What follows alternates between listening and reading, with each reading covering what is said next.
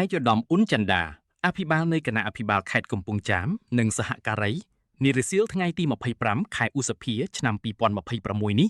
បានអញ្ជើញចូលរួមកម្មវិធីបុណ្យតក្កិណានុប្បទានខួបគម្រប់7ថ្ងៃសពអូបាស័កនួនហុងលឹមត្រូវជាឪពុកបង្កើតរបស់លោកហួតកឹមហុងនាយកវិទ្យាល័យហ៊ុនសែនស្គុន